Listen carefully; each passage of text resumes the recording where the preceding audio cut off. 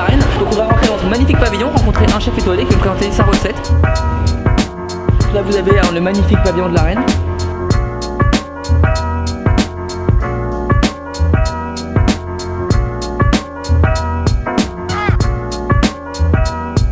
Voilà, on va aller tout de suite à la rencontre du chef Enzo Scaramuzzino. C'est parti.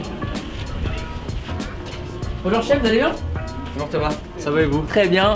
Merci d'accueillir aujourd'hui ici dans ce pavillon de la Reine. C'est vraiment très plaisir. Un magnifique hôtel prestigieux. Exactement. Une cuisine traditionnelle gastronomique. C'est ça. Magnifique avec des beaux produits. C'est parti, on y va.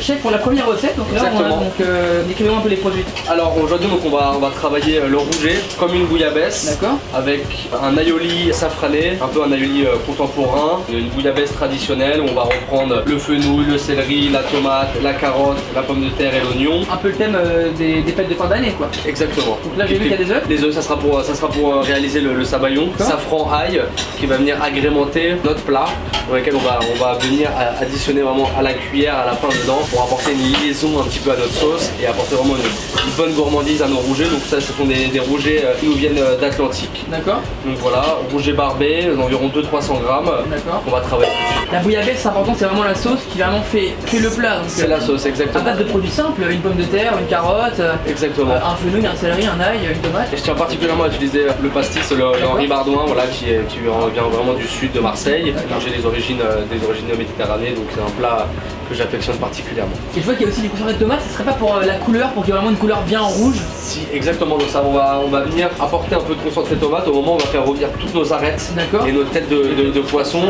On va venir cuire notre concentré de tomate qui va apporter déjà une petite liaison à notre sauce, lui donner un peu de texture et apporter bien sûr une rougeur et ce côté un petit peu tomaté qu'on a besoin dans la bouillabaisse traditionnelle. Pour un menu comme ça, on a pour une personne entre 8 et 10 euros maximum. Maximum, 8 et 10 euros maximum sur une pièce de rouget comme ça, ouais, vous avez un prix au kilo, une vingtaine d'euros, vous avez besoin d'une pièce de 200 grammes, et voilà, et après les légumes standards qu'on va trouver à peu près partout. Des beaux légumes, hein, des beaux légumes, oui, mais pas besoin de produits très compliqués forcément pour sublimer la cuisine française. Donc là chef on part sur l'habillage du poisson. Exactement, on va venir habiller notre poisson, donc on va se séparer de toutes les nageoires dorsales. Des gestes délicats et tout ce que vous enlevez là actuellement, ça sera pour la sauce. Après donc vous allez garder la tête j'imagine. Je vais garder, donc là les parties des nageoires on va pas les garder parce que ça va apporter une amertume si vous voulez, si on les met dans notre sauce. D'accord. Mais on va venir vraiment garder la tête et les arêtes pour réaliser notre sauce. Certains poissons on va pas forcément garder la tête, on va vraiment garder que les arêtes. D'accord. Parce que voilà, si vous voulez, quand il y a des ouïes, par exemple les ouïes quand elles vont cuire vont apporter cette amertume dont je vous parlais.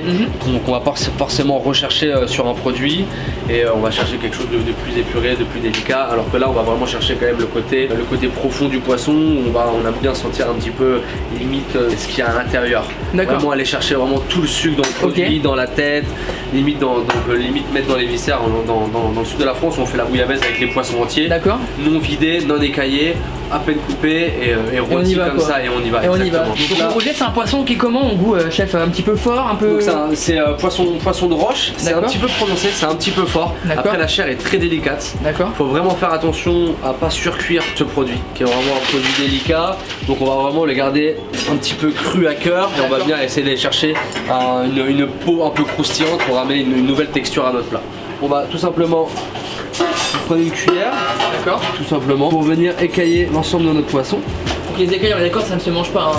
Les écailles peuvent être mangées. Il y a plein de recettes où on peut manger des écailles par exemple frites pour en faire des chips ou quoi que ce soit. Mais là, dans la recette du jour, on n'en a pas besoin exactement. Quand on a écaillé notre rouget, on vient bien la rincer pour éviter surtout avec des écailles.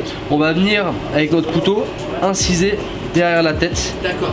Un petit peu en diagonale. Un petit peu en diagonale pour éviter vraiment de perdre de la chair, exactement, et d'aller vraiment chercher toute la chair possible et on évite la perte. Et ensuite, avec la pointe de notre couteau, on va venir inciser délicatement au ventre pour aller récupérer tout l'intérieur. Donc ça qui se mange pas, on est d'accord. Exactement. On va venir garder le foie de notre rouget. On a vidé notre rouget. On a conservé les foies du rouget qui sont très riches en goût et qui vont amener un côté liant à notre sauce. On conserve bien la tête. On vient bien vider nos entrailles, nettoyer notre poisson et ensuite on va venir lever notre produit. Vous avez une technique spéciale pour lever le rouget ou Pour lever le rouget, ouais, j'ai une technique spéciale. D'accord. Je vais vous la montrer. C'est parti, on y va. Donc on vient bien avec le plat de notre couteau, on vient bien se poser sur la dorsale. Donc on voit encore la délimitation. On va venir vraiment se poser sur la dorsale, pratiquer une incision sur tout le long de notre poisson, comme ceci.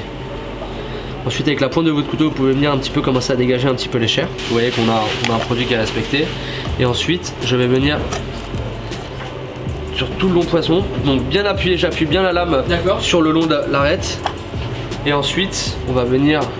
Là on a un beau filet. On a un beau filet exactement, le produit est respecté. Donc on va venir répéter l'opération pour le deuxième filet de notre rouget. Donc c'est pareil, le même principe, on vient bien poser notre lame le long de l'arête. Cette opération est compliquée ou tout le monde peut s'y prêter Elle n'est pas spécialement... Elle est un petit peu compliquée, mais de toute façon, le travail du poisson ne s'acquiert qu'avec l'expérience. D'accord. Donc après, vous pouvez le faire à la maison, mais si vous pouvez acheter votre poisson fileté, votre poissonnier se fera un plaisir de vous le préparer, à mon avis. Et voilà, c'est parfait. Mais par contre, demandez bien à conserver toutes vos arêtes et têtes de poisson pour réaliser la sauce. Donc ensuite, on va venir casser un petit peu. Si on vient casser en fait, si vous voulez, les arêtes, c'est pour libérer le collagène qu'on va avoir à l'intérieur des arêtes de poisson. Et ce collagène, c'est un côté un peu de rondeur à notre sauce, un peu gras. Et donc c'est ça qu'on va rechercher pour avoir ce côté un petit peu comme un peu gélatineux. D'accord. Donc ensuite, quand on a notre produit, on va venir vraiment se séparer des arêtes. On va venir parer la partie ventrale de notre rouget. D'accord. Comme ceci. C'est vraiment tout ce qui est pas trop mangeable. Assez. Qui sont un peu les parties qui sont un peu plus flasques ou que ce soit. Donc on va les séparer, on va les mettre bien sûr pour la sauce. Voilà, comme ceci, on vient délicatement passer sous les arêtes. Il n'y a aucune trace de sang sur votre planche, c'est vraiment parfait. Nous avons nos deux magnifiques filets de rouget.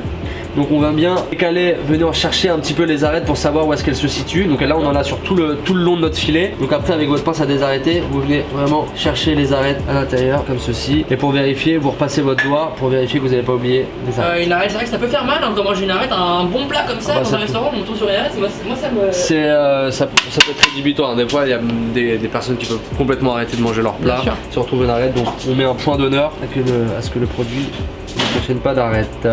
Ensuite, quand nous avons nos rougets qui sont préparés, on va venir réaliser des légères incisions sur tout le long de notre filet. Donc, ces incisions vont permettre à notre poisson de ne pas se rétracter quand il sera en cuisson. D'accord. Et de conserver donc un poisson bien plat et de permettre aussi la chaleur vienne pénétrer exactement notre filet. Passons à l'étape suivante, donc la réalisation de la sauce. D'accord. Donc en premier lieu, faire bien caraméliser et rôtir nos arêtes et notre tête de rouget.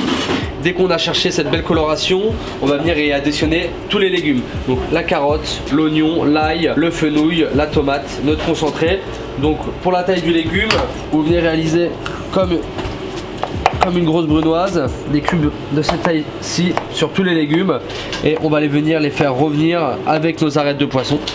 N'hésite pas à mettre beaucoup de fenouil aussi dans la garniture pour apporter cette fraîcheur. Et ensuite, on va laisser cuire notre sauce environ 45 minutes, 1 heure. D'accord. On va venir passer notre bouillon. D'accord. Et on va le laisser réduire pour aller chercher une texture souhaitée.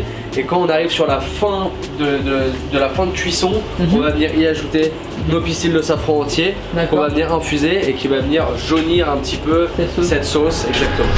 On arrive sur la fin de cuisson de notre bouillabaisse. On va venir y additionner notre safran qu'on va laisser infuser dans notre bouillabaisse. L'odeur tout de suite. Donc là, notre sauce manque encore un petit peu de texture, un petit peu de liant. D'accord. Mais c'est pas grave parce que derrière, on va cuire nos pommes de terre dans notre bouillon, dans notre sauce bouillabaisse, dans lesquelles on va venir ajouter nos quartiers de fenouil, nos pommes de terre qui vont cuire dans notre sauce. L'amidon de la pomme de terre va venir apporter une liaison, une texture à la sauce. Et on peut voir aussi, même pour le goût, le goût des aliments. Exactement. Vérifier notre cuisson de pommes de terre à l'aide d'un pic. D'accord. Et voyez, tout de suite. Fondante. Donc là, dès lors, nous avons nos légumes, notre sauce qui est presque sur la fin. On va pouvoir maintenant passer à la réalisation de l'aioli qui fait un petit peu office de rouille. On va venir travailler au siphon pour une texture très légère et très onctueuse. Parfait, ouais, je vous suis. Donc tout simplement, on va prendre des œufs, on va clarifier nos œufs, donc on va utiliser pour un sabayon, on va utiliser exclusivement les jaunes d'œufs. On va travailler dans un sabayon qu'on va venir cuire et ensuite mettre dans un siphon pour le travailler. D'accord. Donc les œufs frais, nos jaunes d'œufs, juste une petite pointe d'eau fraîche. D'accord. Un petit peu de safran, une gousse d'ail, une microplane. Ajouter un petit peu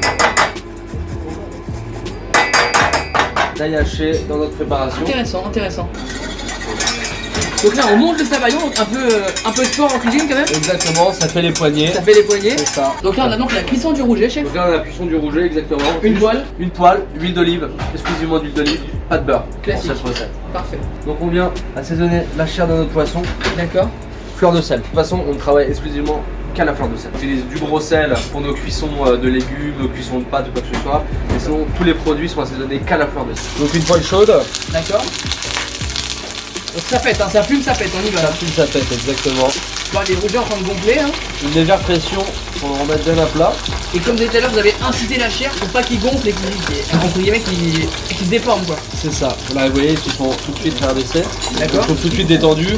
On accélère un petit peu pour avoir, tout de suite aller chercher une peau croustillante sur notre produit. Laisser tirer délicatement notre poisson pour qu'il ait le temps de cuire, qu'il ne soit pas non plus trop agressé. Donc on va vraiment laisser monter la température et la chaleur sur tout le long de notre produit. D'accord. Et dès qu'on va arriver, on va dire à cette hauteur-ci sur le rouget, on va le stopper en cuisson et avec l'inertie, il va vraiment continuer de cuire et de tirer. Et la sauce chaude derrière qui va encore rajouter exactement une cuisson. Pour pouvoir maintenant débarrasser notre produit. On a une peau croustillante et on a une belle coloration sur notre produit. On a nos 2 filets de rouget. Maintenant on va passer à l'étape finale, le dressage. On vient récupérer nos 2 filets de rouget qu'on superpose. D'accord. On va venir dresser dans un côté de l'assiette, comme ceci, tout simplement. Là on vient récupérer nos pommes de terre, bien fondantes, bien safranées. Elles sont gourmandes, on a envie de les manger bien brillantes aussi. Hein, exactement. Nos cœurs de fenouil qui ont été braisés donc, dans notre sauce bouillabaisse, puis légèrement colorée avec l'huile d'olive. N'hésitez pas à laisser les petits pistils de safran qui sont très parfumés et délicats. Sans fioriture, nos pommes de terre, nos quartiers de fenouil. Donc là on a dit un dressage gourmand. Faut qu'on ait envie de taper dedans dès qu'on le voit. C'est exactement ça. Et puis qu'on ait le temps de le faire aussi. On n'a pas le temps tout le temps de s'amuser à poser des trucs. Faut vraiment que ce soit comme ça, un truc gourmand, quand même raffiné, mais qui donne envie de. Authentique. Simplicité. Donc la sauce bien chaude, chef. Et la sauce bien chaude, exactement. On avait remis juste avant les pistils de safran, comme on avait pu voir. Exactement, qui sont toujours présents. Et là on vient apporter la gourmandise et la fraîcheur avec cette chose. Poser délicatement, renapper nos légumes avec notre sauce bouillabaisse. Oh là là, ça donne envie, hein. Ça donne vraiment envie. Hein. Moi je vous le dis, je suis devant là, les odeurs et tout, ça donne vraiment envie. On vient y poser délicatement le petit rappel sur le produit, donc un petit peu de fenouil frais, comme ceci. Et oui, donc les herbes se mangent en cuisine, il y a beaucoup de gens qui ne savent pas qu'on peut manger des herbes. Toutes les herbes se mangent. Les herbes plus que jamais, en 2020 maintenant, plus que jamais sont à la mode, sont mises en avant pour infuser, pour apporter des textures, pour apporter des goûts. Donc la dernière touche, on reprend notre sabayon, notre rouille, notre sabayon contemporain à base d'ail et de safran qu'on a mis en siphon. On va venir. Donc là il est comment? Il est bien chaud, tempéré un petit peu? Il est tempéré parce que il y a l'œuf dedans, donc bien sûr bien évidemment à partir de 63 degrés nos œufs coagulent, donc on les maintient toujours à une température de 60 degrés. Mais bon. Au bain-marie ou à la maison direct sur l'instant T quoi. Exactement. Et ensuite on va venir apporter notre petite touche de rouille.